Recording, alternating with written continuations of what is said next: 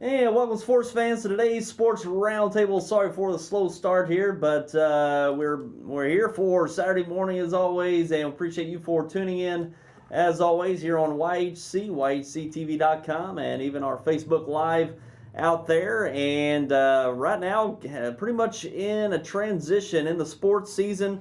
We're really wrapping up the fall sports season at this point. High school football is wrapped up for virtually all the schools in our area here in southeast Missouri and even in northeast Arkansas. So really in the middle period, transitioning into the winter sports season. That means basketball's coming up, wrestling, among other winter sports coming up. But we do have some fall sports to wrap up for today, as we had some contests last night in the Arkansas and Missouri state football playoffs, as most of the teams are starting to bow out now in the playoffs, but a few still remain, but virtually pretty much all the teams from our area have wrapped up their football seasons. So we're going to talk more about the upcoming winter season coming up, but taking a look at the games from last night to report on in the Class 2 quarterfinals last night down at Hopkey Field in Caruthersville. It was Lutheran North defeating Caruthersville 64-7. No problem for Lutheran North last night. I tell you, it's one of the best teams in the state among the smaller schools in the state of Missouri. Lutheran North, no joke. Got, I think, 4 to 5 Division I football recruits on that team, and Caruthersville just overmatched last night, even though they had it on their home field. Just not enough to keep up with Lutheran North. Dropped that 64-7. A fine season for the Caruthersville Tigers, which we'll get to in a moment. Also from last night in the Class 3 quarterfinals, it was Lutheran South defeating Park Hill Central 31-28. That battle up in St. Louis at Lutheran South. Park Hill Central falls just a bit short. And a great season once again by Park Hill Central. They were undefeated all the way through, winning their district championship last week. And now into the quarterfinals, just come up a bit short to Lutheran South. We've seen that a few times. I think even last year, Park Hill Central having an undefeated season going into the quarterfinals and coming up short. As well, it's tough football once you get into those quarterfinals after districts. And they ran into a talented Lutheran South team last night, but fine season up there in Park Hills once again from the Rebels. And the Class 4 quarterfinals up in St. Louis area, none of our local teams here, but Ladue Horton defeated Hillsboro 34-20. The Hillsboro Hawks go down, who defeated Cape Central last week in that district championship in Class 4, District 1. And in Class 5, St. Louis Pattonville defeated Vianney. Pretty significant there. Vianney, the Class 5 ending, or Class, yes, yeah, I got that right.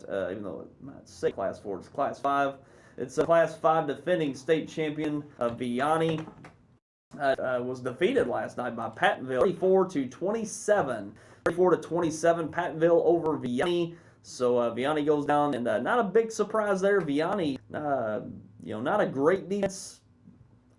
Jackson would have put 50 points on the board last week up in Vianney, so not a big surprise there. That defense from Vianney not quite as strong as last year. And Pattonville moving on to the semifinals in the Class 5 state tournament. And you look at the Arkansas scores from last night. The Piggott Mohawks big road trip once again southwest Arkansas. They took on Prescott, defending Class 3A state champions, and took them all the way to the end. It was a game fourth. Piggott had the ball down 20-18. Chance to go ahead in that game and unable to do so, but then Prescott put on another touchdown and made it 30-18 final score. Prescott over Piggott, and the Mohawk season comes to an end, which we'll talk more about in our next segment. Another season by the Piggott Mohawks into maybe an eventual two-time defending or two-time state champion in Prescott. A long road trip to go along with it. Big season, the fine season by the Piggott Mohawks. They're in northeast Arkansas. And just taking a look at the other K3 teams that are in the playoffs last night, how they fared. Hoxie fell to Haskell Harmon Grove 26-20. Hoxie goes down. They finished third in conference in the 3A3. And another game's Rivercrest, the 3A3 conference champions, defeated Baldwin 34-21. Osceola finished second in the 3A3. They defeated C. Sets in the state last night. 28-27. Unbelievable. Glen Rose was fourth in the state in 3A, right behind Prescott in the final poll. And Newport picking up a big win, big upset win on the road against Glen Rose. So that's one of the biggest wins across the state last night. A 5 seed beating a 1. Unbelievable. So Newport pulling off that victory. And that's the thing. Piggott defeated Newport handily. I mean, just really dominated Newport in that game probably a month ago. So it just tough break for the Mohawks. Played well last night. Just all about those matchups. But Newport pulling off a big upset last night at Glen Rose. And those are the matchups to touch on from last night, as really good teams here in Southeast Missouri have fallen. Caruthersville, the last team from our area to really make it. We're going to touch on the Class 1 quarterfinal coming up later on today in our next segment. But as you see there, pretty much all of our Southeast Missouri teams are done for the year. Now waiting on that transition into basketball. That'll be getting started here pretty soon, and we'll talk more about that coming up as well. So we're going to take a break and be back with some more storylines coming up. At Ag Explore, we're farmers too. So we know that farming's never been a 9-to-5 job. Just like the farmer, we work overtime to bring you whatever it takes. Solutions like InZone help you retain 47% more nitrogen, with an overall average increase of 12 bushels per acre. Imagine what InZone can do for you. Ag Explore.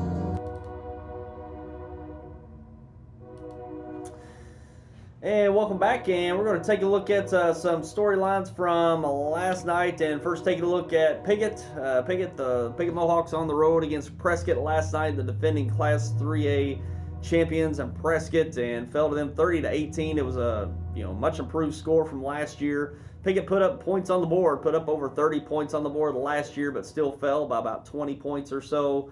And a very good team in Prescott last year ended up winning the state championship. And Piggott goes on the road again last night in the first round. This time it was in the second round last year after they won a home playoff or a road playoff game last year. This year in the first round, just due to those conference standings, they finished third last year, fourth this year.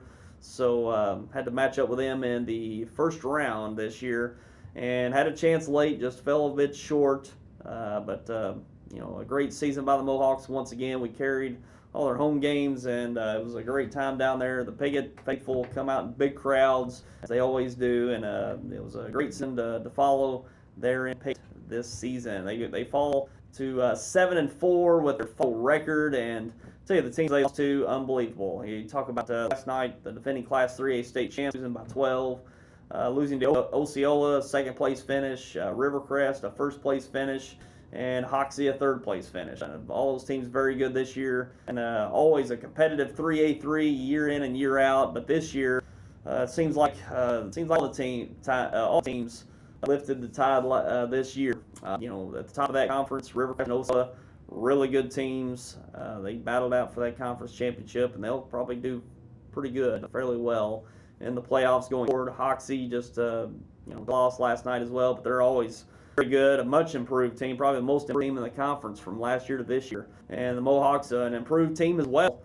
They improved on last year's team, but it just goes to show you how competitive that conference is, how year in and year out teams can go from an average team to a great team, and that's what we saw last year. Teams really stepped up their games, as did the Mohawks. But very competitive conference this year. Those top 5 teams, very good. And saw Newport last night go on and defeat a conference champion to a potential possible state champion Rose. So very good conference once again this year. I think this year will be one of the deepest years in the conference. Over the last few years, it's just been a good conference last couple years, but this year it returned to great, as always, as it typically is. And those top 5 teams are very good, as we saw last night, getting quite a few playoff wins. So Piggott season comes to an end. Always a privilege going down there and covering them. Great crowds, great community support, and made for a fun year once again this year there in Piggott. And look at Caruthersville falling to Lutheran North in a rout, 60-7, just overmatched in that matchup against Lutheran North, and probably a team going to match up with R here in the semifinals next week. But Lamar does have Ava later on today, which we'll touch on in a second. But the Caruthersville Tigers finish at 9-3. Very good season. Their only losses coming to Valley Catholic, and now Lutheran North. So no slides there in that schedule. But Caruthersville, another fine season, winning their first title since 2013. An impressive season by the Caruthersville Tigers. Congratulations on a fine year, coming back strong football team. And also the Class 1 finals today, big matchup over in Thayer, the Valley Catholic in Thayer. That's a Saturday afternoon start, 1 p.m. start over in Thayer. The winner advances on to the semifinals in Class 1 football. So that might be a good matchup there later on today. This afternoon. I'll just agree that Lamar will move on from that as they always do. 6-time defending state champions, and looking for another one this year. North Callaway takes on Clark County later on today. The winner will take on Lafayette County in that other semifinal matchup. And those are the storylines from the area. And we're going to take another break and start to talk about a little bit of basketball coming up. We'll touch on that just for a moment and come back and be back with NFL and college football matchups as well. So don't go away.